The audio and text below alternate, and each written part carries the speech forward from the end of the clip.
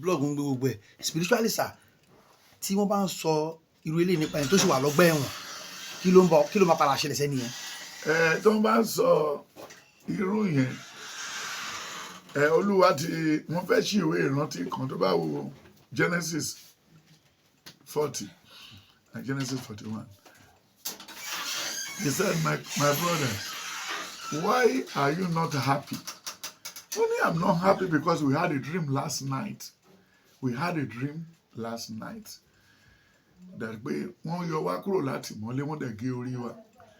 Wọ́n parọ́ mọ́ bàbá Ìjẹ̀ṣà débi tó dé yẹn ni. Ṣebí ó rántí John 8 ló yẹ kán kà fún bàbá Ìjẹ̀ṣà. Ó ní tá bá rẹ́nikẹ́ni tí ò tí ì ṣerú àgbèrè yìí rí, ó ní kó mú òkúta. Kó sọ obìnrin yìí pa. Wọ́n ní ó mú obìnrin nínú àgbèrè. Bọ̀tọ̀ ọ̀rọ̀kùnrin tó bá sùn.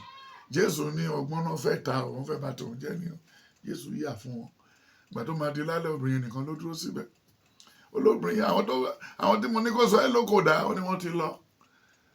The four gone. Why? Because ọwọ́ wọn ti dọ̀tí.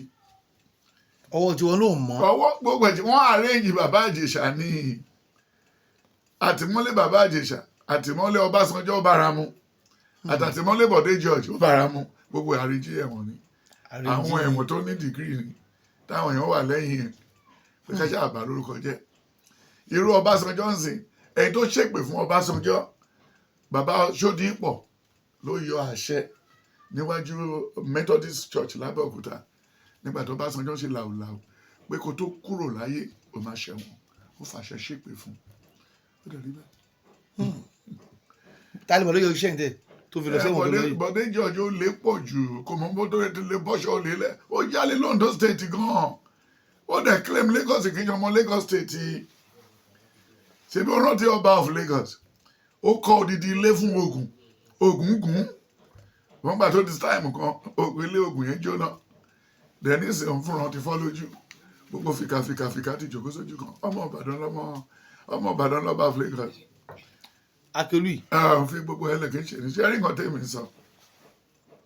ó ti bọ́ sí Jésù ò dá àdúrà Ọlọ́run ò dá àdúrà àwọn tá ń pariwo wọ̀nyí wọ́n wà ní planet wa yìí Revelation 4 Revelation 5 and 6 ó ní àwọn áńgẹ́lì dúró síwájú ọ̀gá ògo tó ń ṣe mímọ́ ẹni tó dá Dunlop lẹ̀ tó ń kó lọ sí Ghana yẹn ṣé MDN náà ló ṣì wà ń bẹ̀ irọ́ ó ní ẹ̀ṣòdodo ẹ̀yin ìjọ mímọ́ Celestial wá wọ́n ní ìjọ mímọ́ látọ̀run Church of Adọ́run rí then Methodist tún wá wọ́n ní method la máa fi sọ̀rọ̀ yìí o ìyẹn ni túmọ̀ Methodist so tàbá kan bọ́ ọmọ tàbá bára wa sùn tí ò bá ti bọ́ sí gbangba Methodist náà ni then tó bá dẹ̀ tó wo ìjọ àgùdà ṣé wọn túmọ̀ ìjọ àgùdà a ti lè fi ṣàkísọ́rùn wá o a dẹ̀ lè lògbàdì ìyẹn náà pè ní ìjọ àgùdà Anglican then tó bá dẹ̀ tó wá wo Catholic wọ́n ní Roman Catholic Church ìjọ yìí o akọ̀ọ̀mùsẹ̀rẹ̀ wá sí Áfíríkà ní o Catholic ló ní o owó tá a bá ti rí ń bí wa máa kó padà sí Catholic o ní ọ̀hún o ẹnu yín ò gbọ́dọ̀ kàn o gbogbo ìjìbìtì bọ̀dọ̀jọ́ wò la fẹ́ gba irọ́ gba òtítọ́ gbọ́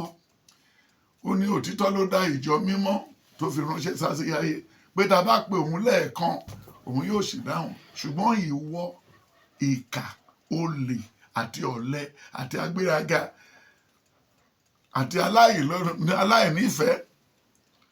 mọ̀ dájú pé kékeré nínú ẹ̀ṣẹ̀ kò lè súnmọ́ bàbá fìwà àtijọ́ rẹ̀ sílẹ̀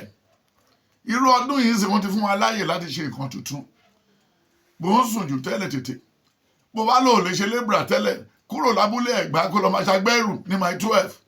lọ sí kára kó lọ máa bá wọn já màlúù wọ́n fún ẹ lówó náà only little drop of water make a mighty ocean bọ̀ kó ṣe wá forí lérí dìímù kó fi lérí CAC kó wá máa gorí òkè káàkiri bí ọ̀kẹ́rẹ́ ẹ̀wọ̀n mi àtúkà wọn lára wọn náà lórí òkè wọ́n wà lórí òkè ń bẹ̀ wọ́n máa rìn káàkiri wọ́n mú òkiri yí wọn ká bí ẹni tó fẹ́ ṣe olúgbodò àbí kíní kan kí lẹ níbo la bá dúrà dé then Romans 8 verse 26 ó ní a kò mọ bí a ṣe ń gba àdúrà ẹ̀mí mímọ́ ló máa ń ràn wá lọ́wọ́ then James 4 1 to 5 ó ní ẹ ti gba àdúrà ṣùgbọ́n èmi ò ní jẹ́ kó bọ́ sí nítorí pé ẹ fẹ́ lò fún ìfẹ́kùfẹ́ ara yín. ọ̀rọ̀ àbájì sánsìn tó bá tiẹ̀ wá láǹfààní àti get nọ́mbà yín tó pè yín ìjẹ́ ọ̀nà wà tẹ́lẹ̀ fi ràn lọ́wọ́. mo ń ràn lọ́wọ́ mo ń gbàdúrà ẹ nọ́mbà ẹ wà lórí ibẹ̀ yẹn mo sì fowó ọdún ránṣẹ́ sí ọmọ mi ni òun ni ò gbọ́rọ̀ dúró sí London ó kọ̀ dúró sí London ó kọ̀ London ló ti sọ̀kalẹ̀ wá rí wàhálà yìí ṣe bẹ́ẹ̀ mi àti ẹmu gàrí ó lọ ra ìfúnpá. olóhùn nílé gan bì ó sọ. mo tún ní kó gbé limousine mi ó wà níbẹ̀ yẹn kó lọ máa fi ṣe rẹ́ńtà mo ní limousine láti 2014 jọ̀rọ̀jọ̀rọ̀ wà bẹ̀ yẹn mi ò wọ́rí mi ò tẹ̀ ṣírí. so àìgbọ́n náà ló fa gbélé báyìí. ẹ̀sà jọ̀bọ̀ nǹkan tó bá mọ̀ ọ́n jẹ náà máa fi béètì ẹ̀ ibi yìí ń sin kẹ́nìkan ní òun wá gbàdúrà ó kó pankéèkì sójú iyẹ̀pẹ̀ kànga ló ń ṣe makeup kò lè wọnú bí gbàdúrà even wọn tẹ̀tí máa sọ́sọ́ rẹ̀ bá ilé máa jẹ gbalẹ́wọ̀ lóṣọ́lé mi wọn wọ trọ́sà wá síbi yìí mi ò dẹ̀ jẹ́ kéèyàn wa mọ́tò wọnú ọgbà yìí láti wá ṣìnà torí mi ò ní gbogbo wọn ayé nìwọ̀n yẹn mo ti kọjá ẹ̀ onu wọn ayé àṣekínni àbáyé lọ ṣebí 1999 ìyàwó mi ti lọ sí Dublin tó lọ dúró tàwọn ọmọ mi ṣe bóri tó wà lẹ́nu ọjọ́ mẹ́ta yìí tó gẹrun tó dàbí school girl kò sẹ́ni tó yọ lẹ́nu bàbá nípa ìdúkùdù mi ò nípa láàrin àwọn ọmọ mi ọdún méjì náà fi jura wọn mo sá lọ Canada mi ò mọ torí tó bá rí ilé ìdúkùdù ọmọ aṣọ Yorùbá ìfúnra ẹ. ẹnu sọ̀rọ̀ ẹ ó yá lórí náà. tó kí bá wá ṣe máa retí ìdáǹdè láìpẹ́ pẹ̀lú bóyá ń gbàlú ẹ̀ káàkiri. mo ń gbàdúrà wọn máa tó filẹ̀ mo ń tẹ bọ́dọ̀ àti Yínká Grandson tó wà ní London mi ò lè sùn lọ́jọ́ kan kí n má gbàdúrà àwọn méjèèjì Adéyínká Grandson ṣe ló yẹ kó máa tẹ̀lé Tinubu káàkiri ń sìn orí ẹ̀ pé dànù àkọ́bí ọmọ Yorùbá ni Yínká Grandson but kó pè mí èmi náà bóyá èmi mo ṣe mí dé ẹ̀bùn torí mo ní kó pè mí sí Amẹ́ríkà but bá ṣe mí sára wa dóbi di pé set up ló fi débi tó wà yẹn